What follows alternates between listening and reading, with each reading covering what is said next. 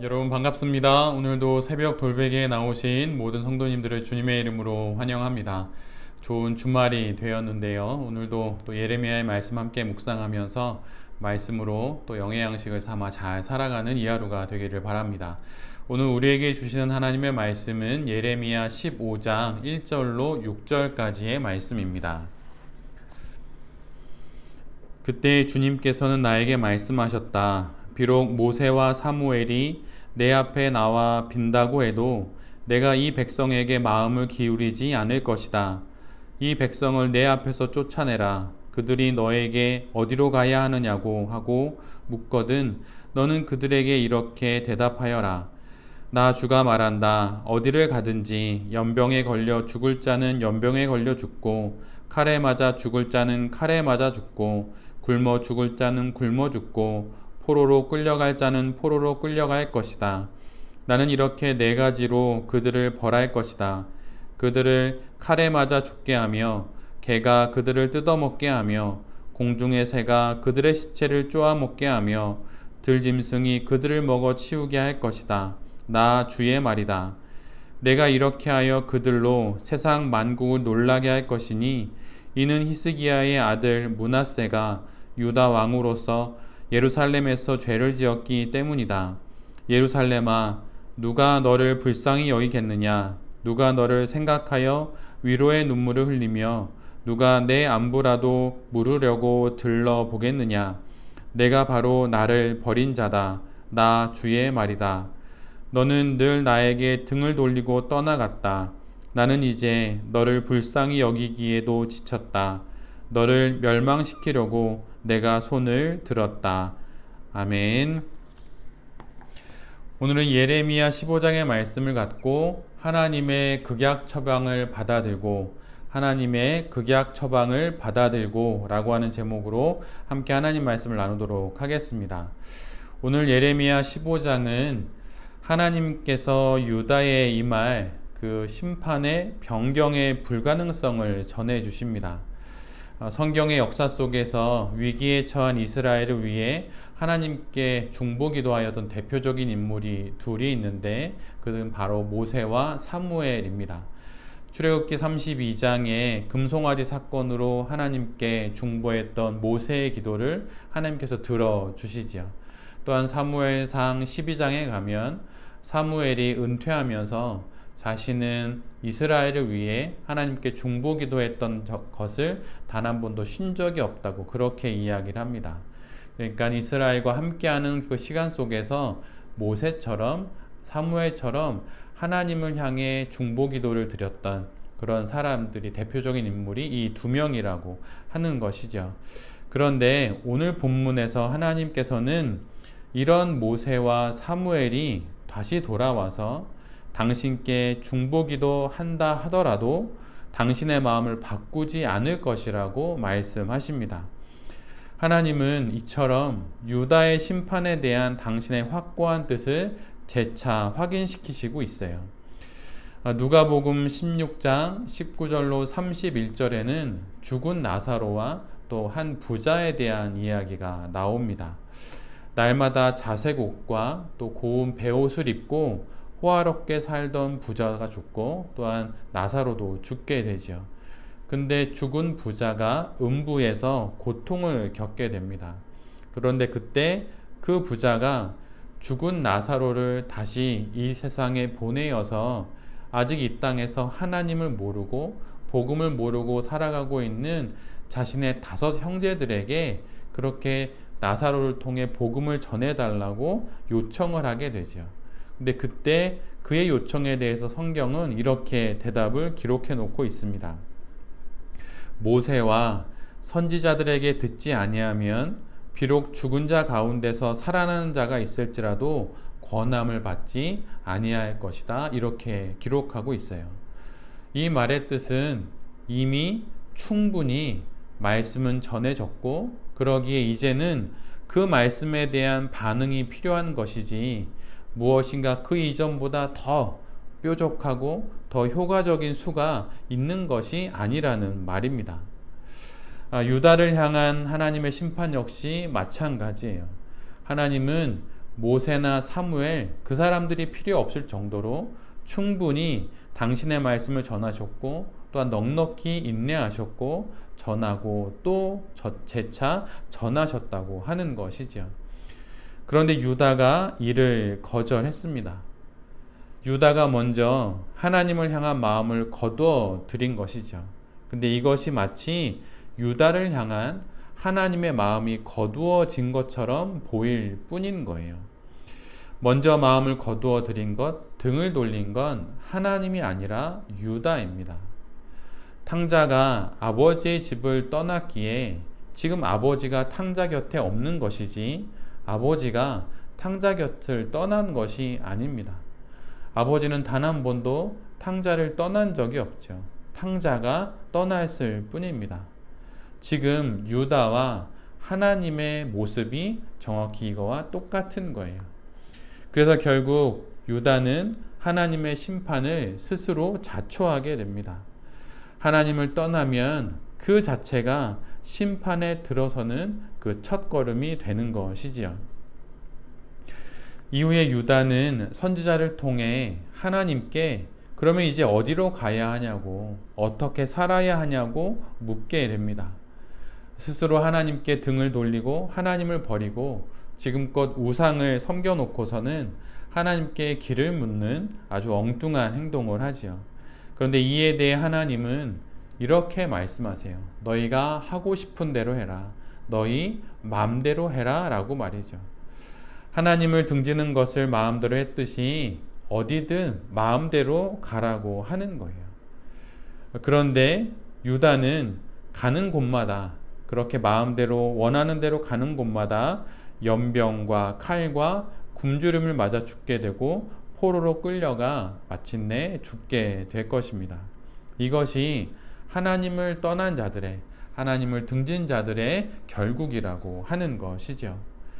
그러면서 오늘 본문은 마지막 구절에 명확하게 이렇게 기록해 놓고 있어요. 내가 바로 나를 버린 자다. 나 주의 말이다. 하나님이 아담과 하와를 버린 것이 아니라 아담과 하와가 하나님을 버린 것이죠. 그 결과 결국 아담과 하와는 에덴을 상실하게 됩니다. 에덴보다, 지금 내가 누리고 있는 에덴보다 더 좋은 에덴을 찾아 하나님을 버리고 선악과를 따먹었는데 결국 가장 좋은 에덴을 잃어버리는 결과를 아담과 하와가 맞게 되지요. 지금 유다가 바로 이런 상황이 된 것입니다. 하나님을 버리고 잘 살아보려 했는데 에덴을 찾기 위해 에덴을 버린 격이 되어버린 거예요. 그러나 그 결국은 멸망이고 또 그 마침은 심판이 될 뿐입니다. 우리가 하고 있는 신앙은 대부분이 수동태입니다. 구원도 받는 것이고 은혜도 받는 것이고 치유도 받는 것이죠. 그리고 생명의 대부분은 다 수동태예요. 태어나는 것도 수동태로 태어남을 받는 것이죠. 죽는 것도 우리의 생명의 호흡이 거두어지는 것을 통해서 우리가 죽는 것입니다. 또 살아있음도 내가 살아가는 것 같지만 실은 심장이 알아서 뛰어주고 또한 코끝의 호흡을 내가 자연스럽게 숨쉬게 되니 우리가 살게 되는 것이죠. 그래서 실은 생명의 대부분은 다 받아서 주신이 받아서 누리게 되는 다 그런 수동태입니다. 그런데 신앙은 능동태도 있어요. 스스로 하나님을 향해 하나님의 말씀을 향해 우리가 귀를 기울여야 합니다. 본인이 하나님의 뜻을 따르고자 해야 하는 거예요. 하나님은 당신의 뜻과 말씀을 거두어 들이신 적이 없지만 그 뜻과 말씀을 강제로 유다의 마음에 집어넣으신 적도 없습니다. 목자가 쉴만한 물가로 양을 인도하지만 이제 그 물가에서 물을 마시는 것은 양이 해야 하는 일이죠. 이 절묘한 수동과 능동의 조화가 바로 신앙입니다. 그런데 유다는 하나님이 주신 그 능동으로 하나님을 떠나는데 사용하게 되지요.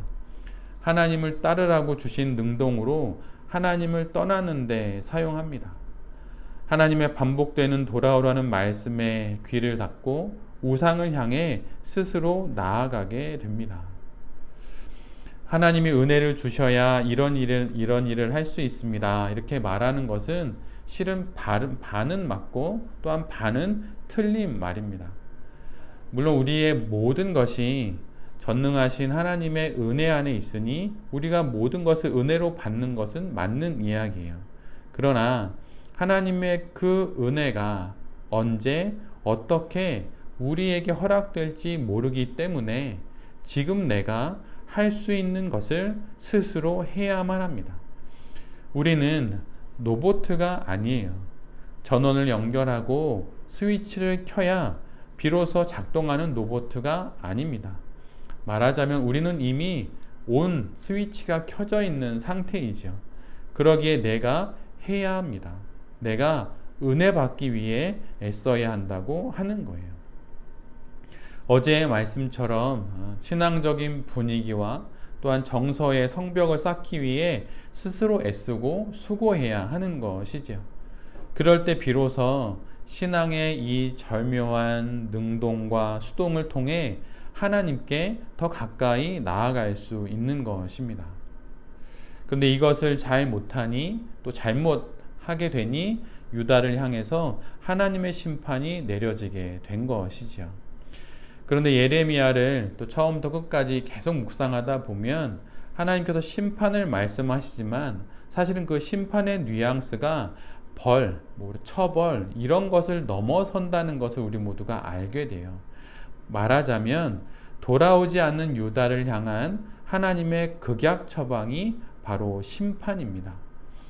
극약이 무엇입니까? 한자로는 심할 극의 약자예요. 그러니까 매우 독성이 강한 그런데 약이라고 하는 것이죠. 독약보다는 약한 아주 적은 미량으로 독하긴 하지만 사람이나 동물에게 위험을 줄 수 있는 약이지만 말 그대로 그것을 사용해서 사람을 살리는 것, 그것이 바로 극약입니다. 그래서 소위 우리가 극약 처방을 내린다 이렇게 말하면 극단적인 해결 방법, 더 이상 다른 방법이 없기에 선택할 수밖에 없는 방법을 극약 처방이라고 하지요.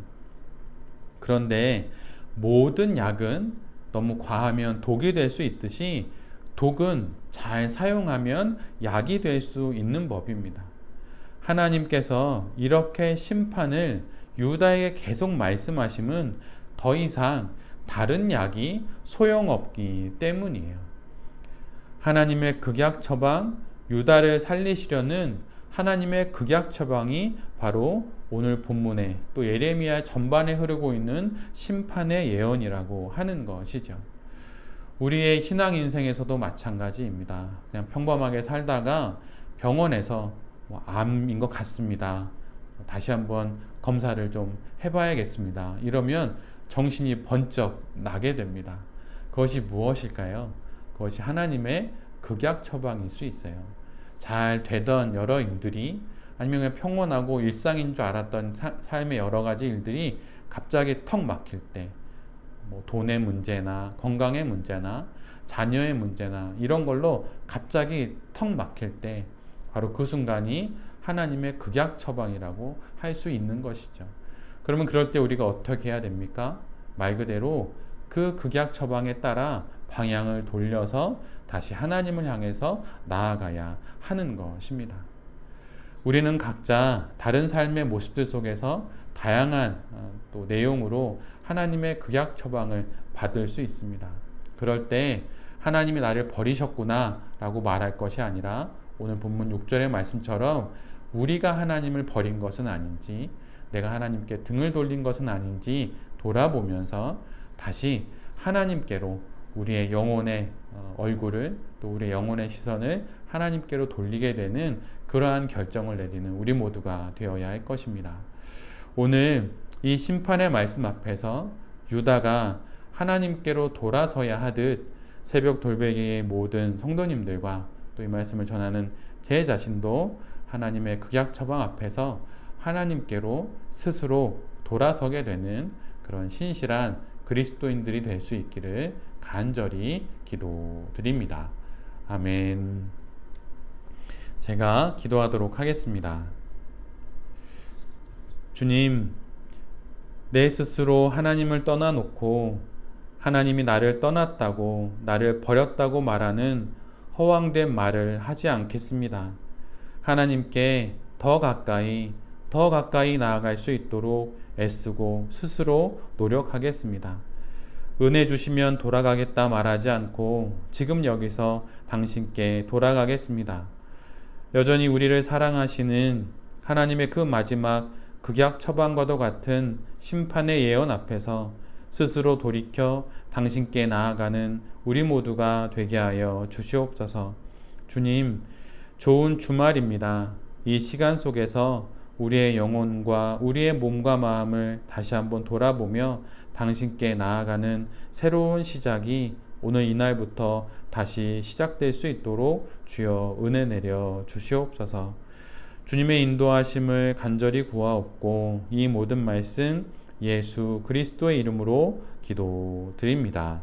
아멘.